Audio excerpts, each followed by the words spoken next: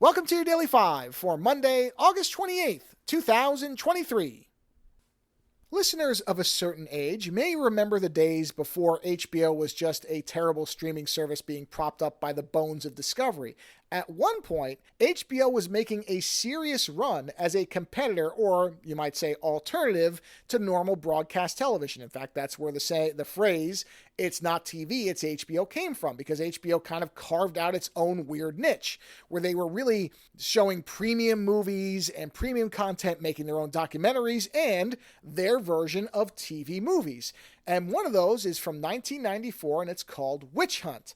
It's got a large cast list, but honestly, the main stars are Dennis Hopper, Sheryl Lee Ralph, and Penelope Ann Miller. Now, you will see people comparing this to Cast a Deadly Spell. And in fact, some people are saying it's a sequel to that film. But from what I've read and what I understand, it's not actually a sequel. It's what today we would call a reimagining. HBO tried to reimagine Cast a Deadly Spell.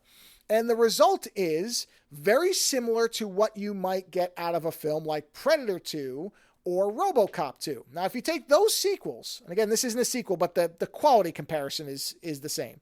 If you compare Predator 2 or RoboCop 2 to the original films, RoboCop or Predator, you are going to find that the original films are in a completely different league of quality. They are not the same types of films. However, if you separate them from the movies that came before, their predecessors, they're really fun films that you can enjoy immensely.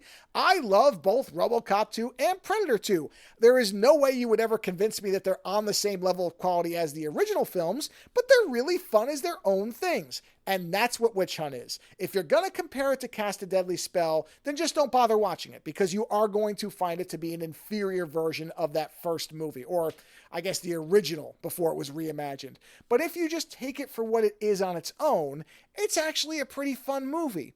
Now, some people have compared it to Who Framed Roger Rabbit. There are definitely those elements. There's a little bit of LA Confidential sprinkled in there, but what I kept thinking of, honestly, was Lord of Illusions, the Clive Barker film, which I love. Great movie. And that's what I kept thinking of with this, where the individual that Dennis Hopper plays is named Harry Philip Lovecraft, which will give you a clue right off the bat that there's not a lot of subtlety in the writing of this film. If that's going to bother you, don't bother. Don't watch it, because you will be bothered by the fact that things are very, very explicit and obvious. In fact, if you miss the analogy to the Red Scare, the communist McCarthyism stuff, then boy, oh boy, you missed what the writers were throwing in your face. I mean, it's just all over there. But again, if you just go into this and you want an hour and a half of fun, noir films sprinkled with magic, Julian Sands essentially playing a watered-down version of Warlock. In fact, I'm going to call him Warlock when I review it on Friday and talk through the movie with Lando, because he's basically Warlock.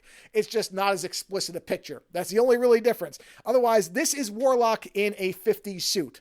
That's what it is. And everybody else is just having a good time. It's not a particularly heavy picture. It's not trying to be Oscar material, but I think it works very well for what it's aiming for. It is trying to be what I would call a mid-level movie, or essentially an HBO TV movie, which is what it is.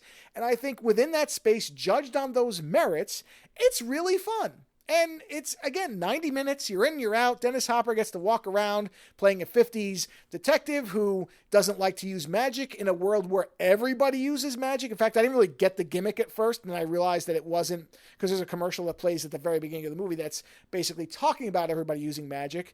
And at first I thought it was supposed to be a joke, and then I realized, oh no, this is the premise of the film, because I went into it knowing very little. I just decided to watch this one and not really look into what it was. And then once I realized, I'm like, oh, okay, this is interesting, because we don't get a lot of movies like this. We really don't. Cast a Deadly Spell, certainly. Lord of Illusions, which I've already talked about. And how many others? We don't get a lot of this magic noir stuff. You know, we just don't see a lot of it. So when it comes through, and there's a movie like this that's not terrible and that's entertaining and that I can have fun with, then I'm going to embrace it, because honestly, I wish they'd make more movies like this. I mean, Who Framed Roger Rabbit is the cartoon equivalent of this movie, where instead of magic, it's cartoons. And that's one of my favorite movies of all time. So I'd love to see people coming back to this type of film, you know, the magic noir film, the hard-boiled detective living in a world of magic. It's just such a neat concept, and we don't get a lot of it. So again, if we had tons of movies being made at a high level, would this be as memorable for me? Maybe not. But since we don't, and since this is fun, I would recommend it to people. Later.